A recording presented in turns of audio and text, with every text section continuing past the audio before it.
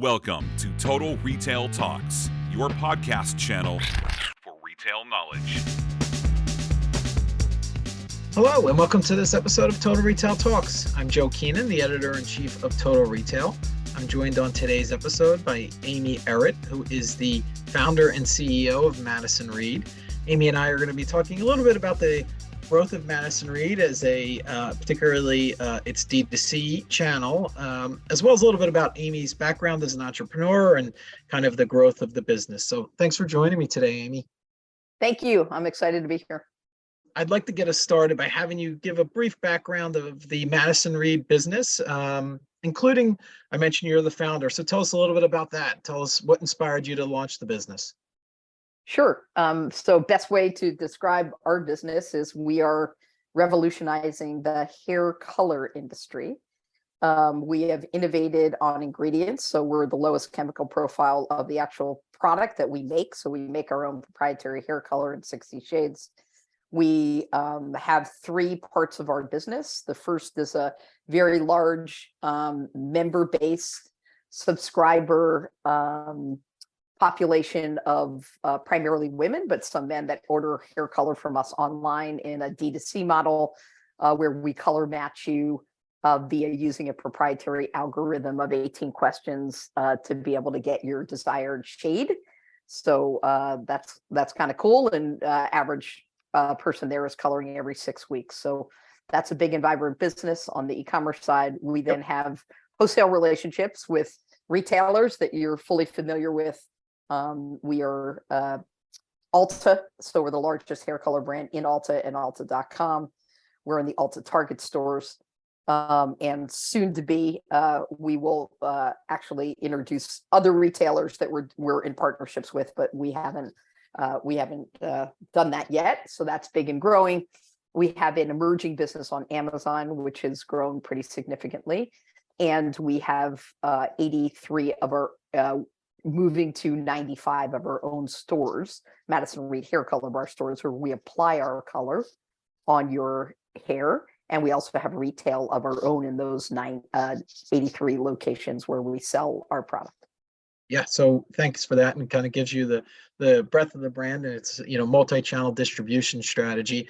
Before I ask my next question, I think it would be helpful for the audience just a general quick overview of your career. I'm going to talk a little bit about as an entrepreneur. Tell us a little bit about your background, because I think that'll help inform the audience a little bit in terms of my next questions. Sure.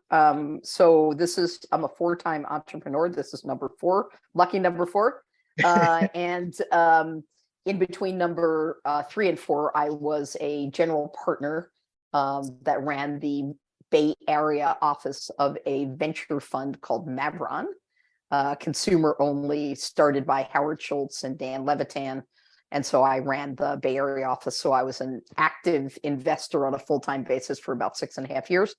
And I am also currently an investor, a partner at True Ventures, which is also an investor in Madison Reed. So as an entrepreneur at heart, this you mentioned, this is your 4th company that you've launched. And then that background as well in venture capital. I'm interested in how that experience working in venture capital helped to get this particular Madison Reed brand started and growing. Yeah, so I think there's 2 vectors of that. One is the vector of kind of what through the eyes of sort of being a VC, what I came to understand were the most important elements that a company would need to have, especially a consumer omnichannel company like Madison Reed, to be a successful company. And what I try to tell people all the time is, 95%, 98% of everything started in the US is not venture backed. And there's a good reason for that. The reason is that, venture investing or private equity investing is really focused on scaling and having a outsized return, right? Like large company scale. What could make something own a category? And so for most companies, and this isn't a put down, they're focused on running a really nice business with great cash flows, but not having some enterprise value at a certain date that you'd have to pay somebody back in the form of liquidity, right? And so what I try to tell everybody all the time is, if you're going to take venture money, know the rules of engagement. And so I knew the rules of engagement. I knew how big the company could get, and I knew what it was like to have a board, and I knew what it was like to have investors, and I knew what it was like to, have to run the company with a certain kind of, hygiene, governance, all those things that go into a company that is your venture or private equity back. So that's sort of one part of the equation that prepared me. And I had seen lots of things of companies that had worked and learned as much for companies that didn't work. So I kind of understood what I thought our chances were, because doing number 4 is a different thing than number 1. And your eyes are wide open. So you kind of know what those chances are, which, by the way, are really low chances of succeeding. Not because you're doing anything wrong, but just because it's hard. So that was that was that. And then you put the second part together with that, which is I was very lucky. I had relationships. So I had access to people that I thought highly of that could be our investors. And that came to be true. And so I've had, wonderful, wonderful investors, True Ventures, Norwest Venture Partners. I've had the good fortune of great people around the board table that have been in this a long time with no pressure whatsoever. Just run your company and succeed. Good guidance, great guidance, strategic guidance, not really focused on you need to give us an outcome by this date at all. So my point is that I had access. And frankly, as a woman's brand, primarily in personal care or hair color, probably the chances of not having that access if I wasn't a VC were probably not very high, right? So I had the good fortune of those relationships, and that I think was really advantageous. Yeah, that's a great point. As you talked about owning a category, and you outlined earlier kind of the distribution and where the Madison Reed product can be purchased, and it has that omni-channel presence. You have, direct to consumer, you're selling through wholesale retail partners, your own salons and retail it within those salons. So you're engaging and selling to customers through these multiple channels. Tell us, and Amazon too, I shouldn't neglect that. You mentioned that that's a growing part of the business. So tell us a little bit about how you believe that omni-channel brand presence can be a real competitive advantage for Madison Reed as it looks to own this category. It's a very insightful question. I think that in order to grow a great brand, big, iconic brand, scaled brand, you have to be everywhere. So my own belief system about this is not that, sometimes founders like me can be categorized as precious, Joe. Right? Like we focus on, well, I can only be in the highest gross margin channels, or I want to put these parameters around consumers and how they buy. It doesn't work like that. If you want to be an iconic brand, then you need to be available everywhere. And consumers aren't going to just buy your product in the way you want them to because you want them to, right? So my customer shops on Amazon. My customer is an Ulta loyalist. My customer goes into physical retail. 50% of the women in the US color at home. They want to maybe buy my box in Ulta or on Amazon. 50% of the US population colors in a salon. They want to be able to physically walk somewhere to have somebody look at their hair and then color it, or they want to walk into our stores, have a consultation from a certified licensed colorist, and then purchase, right? So the point of the matter is that you have to meet your customers everywhere they are to have a fighting chance to own a brand. So as that is a segue, where do you think that leads direct to consumer only? So when I'm thinking direct to consumer, I'm thinking, and maybe I should further clarify, where online only, digital only brands, where does that leave them, do you think? Is that a sustainable business model? Because many of these entrepreneurs and startups, that's where they're happening first. They're, it's rightly or wrongly, they're starting digitally, and then the trend has been then to potentially expand into physical. But I'd love your perspective there, Amy. So that's where we started initially. And we started there initially for a very different reason, right? We started there because we had to prove that the product had efficacy. To go into a salon-like environment, what we call hair color bars, is really different than shipping a box online. So we had to prove that our product worked and could withstand how somebody would gauge going to a stylist and having a product be put on their head. We knew that there was a 50-50 split. So for us, we went direct to consumer at the at-home market first, because frankly, we had to know that there was product efficacy once we started seeing that our NPS was really high. Salons were reaching out wanting to buy tubes of color from us. That was like a big signal to the company. But it was also in a different time. Like, we were in the time where you could control your cost of acquisition.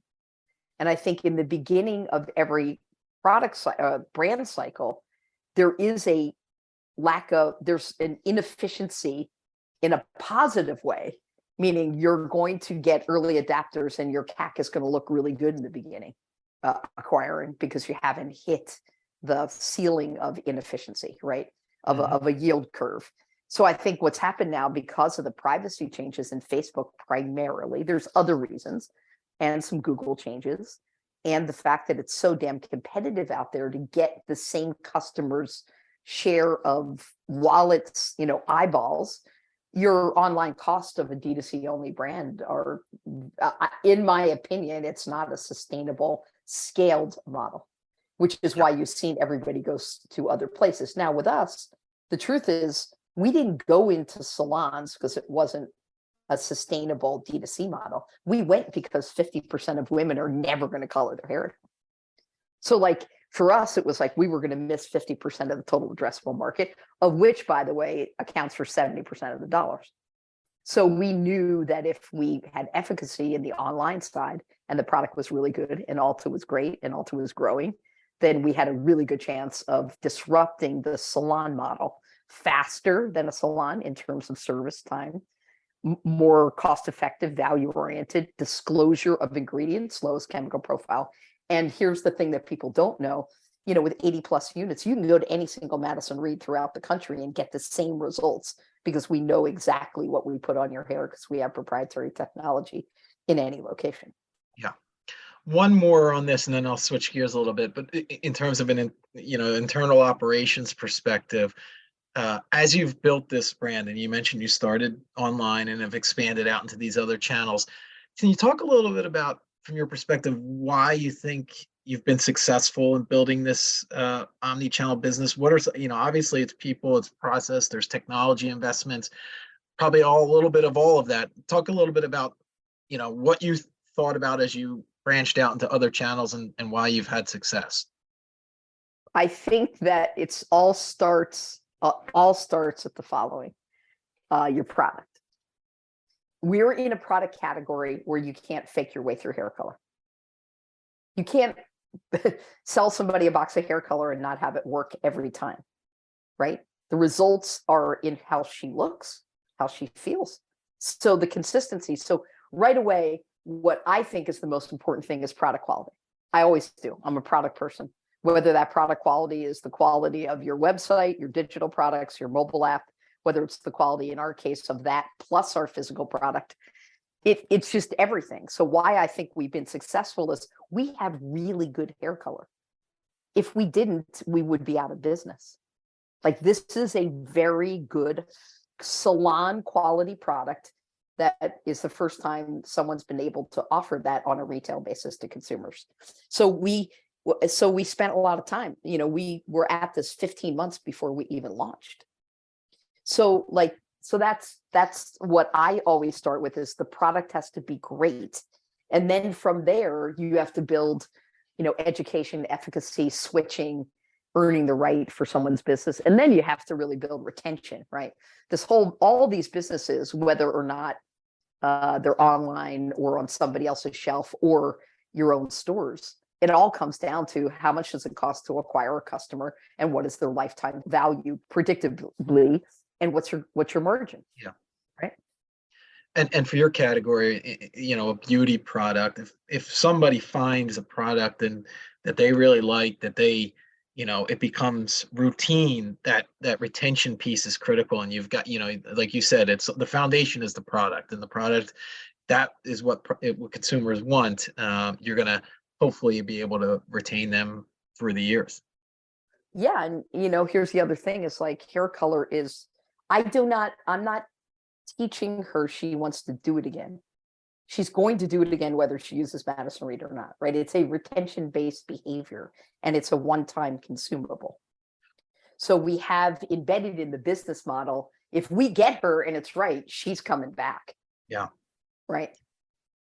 Let's talk about the consumer for a minute. Tell us a little bit about behavior that you're seeing. There's so much talk about, the uncertainty in the economic environment and what that's going to mean for spending and consumer behavior. What are you seeing at Madison Reed? How does that, what you're seeing in the market, potentially impact your go-to-market strategy? Here's what I always thought. I'm glad that it's proving to be true. She's going to color her hair no matter what happens. And so pandemic, that she colored her hair no matter what happens regularly. And it didn't matter. And as soon as she could leave the house, she colored her hair in our hair color bars. And if she had to color it herself, or she always colored it herself, the number 3 Google search term in beauty during COVID, how do you color your hair at home? So she's going to color. And in our hair color bars, it's an incredible value she's getting with great product, with ease, convenience, mobile enabled, in and out, saving time, convenience, right? So that is not stopping. That's accelerating. As somebody's leaving a $300 salon to go get an appointment with us, be in and out in 90 minutes, and it's costing her $90, right? She's all about that.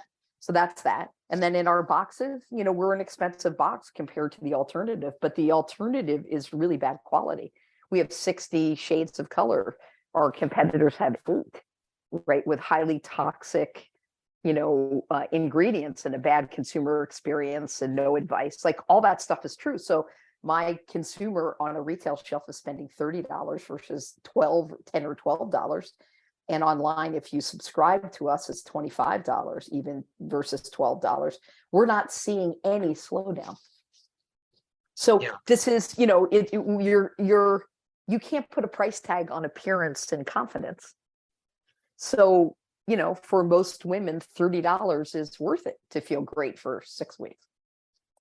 So I'm not I don't mean this I'm not trying to get ahead of myself in the sense of, anything's possible. Trust me, anything's possible in the world. Next week or whenever I think marks the 3-year anniversary of the Joe. Remember what was called? We'll just be home for 2 weeks. Remember that? Right. Yeah. So the 2 weeks is 3 years later. Look, anything's possible. So I'm not. The certainty in my voice is just what I've seen.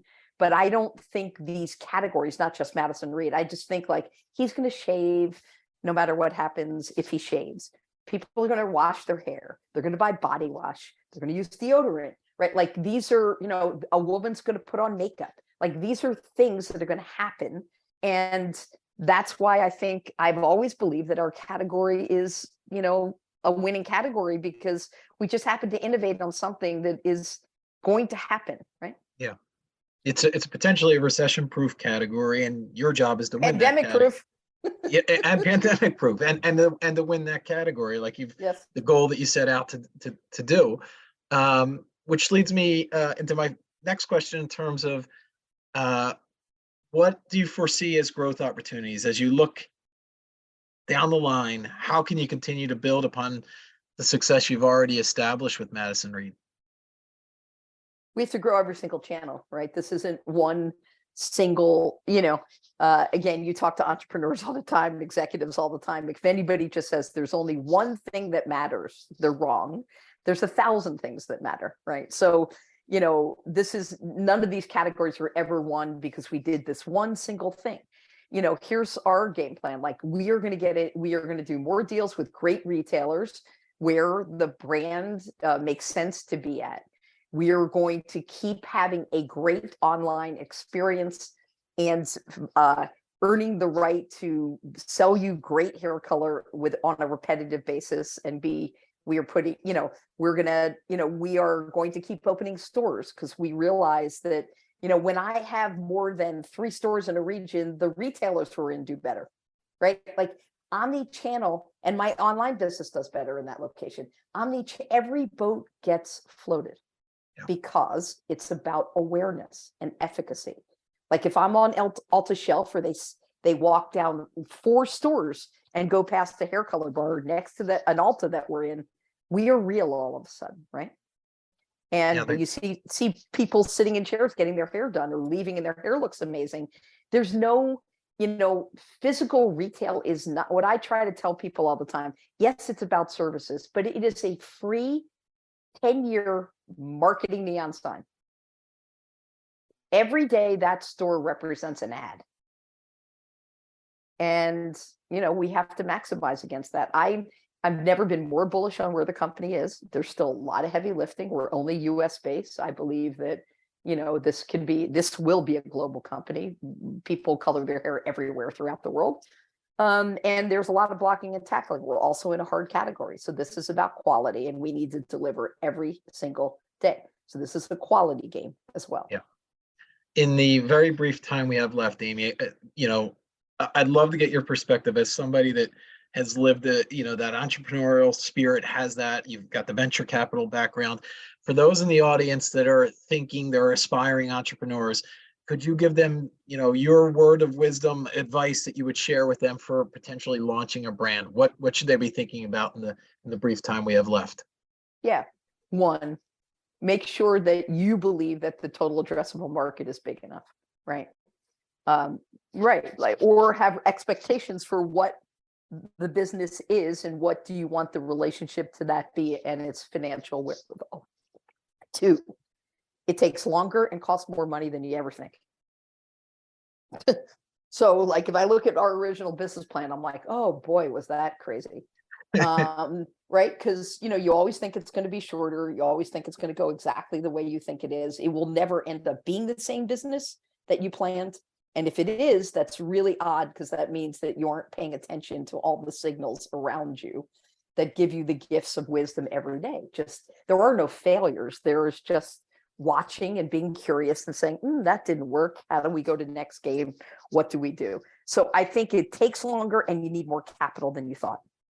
So I always try to tell people one thing: make sure in the beginning you have at least 18 months. And in this current economic environment, you're going to get a lot of funding for early stage stuff that are new, kind of breaking ground ideas.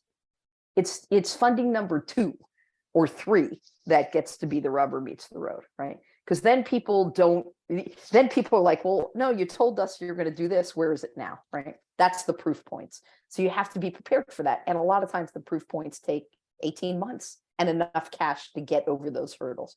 And then number 3, the most important thing of everything I just told you, total addressable market has to be big. Yeah, you got to have enough capital. Yeah, you got to have a differentiated product.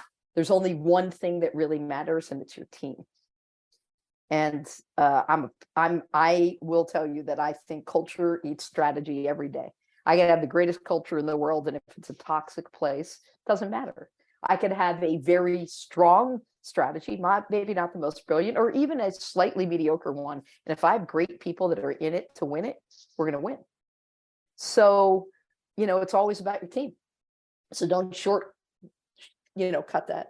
Get the best people, pay up for them, get more, if you need to bring in other co-founders, suspend your ego. This is the long run. You are in the boat with these folks, lifeboat. There's nothing like this experience. It's the best and it's the hardest. The highs will be the highest and the lows will be the lowest. Yeah. And there's learning opportunities, as you said, and it's not easy, but when you get it right, and you're the perfect person to talk to here, it could be extremely satisfying, I imagine. So I want to take the opportunity to thank Amy Errett, again, the founder and CEO of Madison Reed, for joining us on this episode of Total Retail Talks. I've really enjoyed talking with you today, Amy. Thank you, Joe. I've had a great time. Thanks for having me. Thanks for listening. For more information on this podcast, please check out our podcast channel page at mytotalretail.com/podcasts for show notes. Total Retail Talks is available on Apple Podcasts, Google Podcasts, Stitcher, and Spotify. Make sure to subscribe on our podcast channel page as well. If you've enjoyed this episode, please take a few moments to rate and review this podcast. Thanks, and until next time, this has been Total Retail Talks.